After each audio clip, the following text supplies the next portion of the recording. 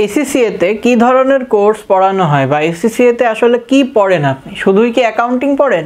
যখন আমি বলি যে 17 থেকে 19টা পেপার সিএটি ধরলে, তখন অনেকে কনফিউজড হয়ে এই কোশ্চেনটা করেন যে ভাইয়া বা স্যার, এখানে তো ইউনিভার্সিটিতে তো 40 থেকে 42টা কোর্স পড়ানো হয়, এসিসিএ তে মাত্র 17 থেকে 19টা কোর্স পড়িয়ে কিভাবে আপনারা এটা কমপ্লিট করবেন? তাদের জন্য আমি আজকে এটার ক্রোনোলজিটা আপনাদেরকে বলে দিব যে কিভাবে কোন কোর্স আপনাকে প্রফেশনাল লাইফে কিভাবে হেল্প করবে। যেমন ধরেন আমার প্রথম কোর্সের যেটা কথা বলবো, ম্যানেজমেন্ট অ্যাকাউন্টিং। ম্যানেজমেন্ট অ্যাকাউন্টিং নিয়ে এসিসিএ তে 3টা কোর্স আছে। প্রথমে হচ্ছে ম্যানেজমেন্ট অ্যাকাউন্টিংয়ের ফাউন্ডেশন, দেন আপনি যাবেন পারফরমেন্স ম্যানেজমেন্ট। এরপরে যদি আপনি চান অ্যাডভান্স পারফরমেন্স ম্যানেজমেন্ট করতে, ওটা অপশনাল, ওটা করতেও পারেন না পারেন। এখন এটা কিভাবে আপনার প্রফেশনাল লাইফে হেল্প করবে? আপনি যদি কোনো জায়গায় ইন্টারনাল কন্ট্রোলে থাকেন, আপনি যদি কোথাও বাজেট তৈরির অপশনে থাকেন, বাজেট তৈরি করতে আপনাকে আপনার বস দেয়, অবশ্যই আপনি আপনার বসকে বলবেন না যে স্যার আমি এটা পারি না। এটা বললে কিন্তু আপনার প্রমোশন আটকাবে, ক্যারিয়ার শেষ। তো এসিসিএ তে এইভাবেই কোর্সগুলো পড়ানো হয় যাতে আপনি প্রফেশনাল ফিল্ডে গিয়ে কখনো এভাবে আটকে না পড়েন। যেমন কস্টিং, বাজেটিংয়ের ক্ষেত্রে আপনার পারফরমেন্স ম্যানেজমেন্টটা কাজে লাগবে। এরপরে আসে কি ফিনান্সিয়াল অ্যাকাউন্টিং।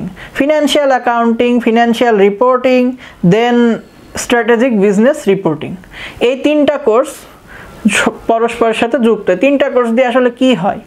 প্রত্যেক বছর আপনি দেখবেন প্রত্যেকটা কোম্পানি অ্যানুয়াল রিপোর্ট তৈরি করে এবং সেখানে বিভিন্ন ধরনের ডিসক্লোজার দেয়া থাকে যে আমার কোম্পানি এভাবে সম্পদ কিনছে, এভাবে খরচ করছে।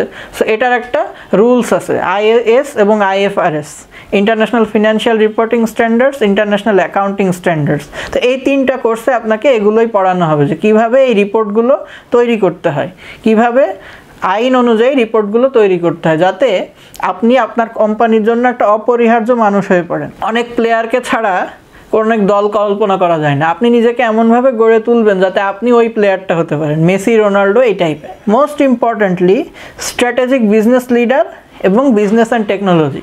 বিজনেস অ্যান্ড টেকনোলজিটা আপনি শুরুতে পড়েন, এরপরে পড়েন হচ্ছে স্ট্র্যাটেজিক বিজনেস লিডার।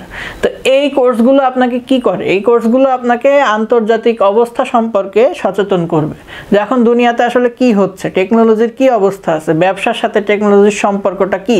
যেমন এখন ধরেন অনেকেই ফেসবুক পেজ খুলে ব্যবসা করছে, যাদের পেজ ছিল না তারাও পেজ খুলছে এবং পেজের উপরে অনেক ইম্পর্টেন্স দিচ্ছে। এখন আপনি যদি এসবিএলটা জানেন, স্ট্র্যাটেজিক বিজনেস লিডারশিপটা জানেন, বিজনেস অ্যান্ড টেকনোলজিটা জানেন, তাহলে কিন্তু আপনি এই লাইনে থাকতে পারবেন, এক্সপার্ট হয়ে ভালোভাবে থাকতে পারবেন। এটা আপনার ক্যারিয়ারে হেল্প করবে।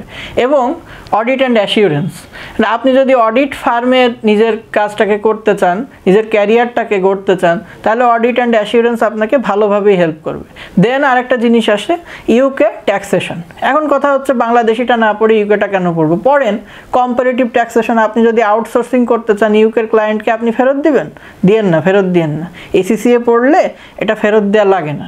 আপনি বাংলাদেশিটা নিজের কোনো একটা কোর্স করে বা বই পড়ে শিখে নিতে পারেন, কোনো সমস্যা নেই। There is no alternative to learning.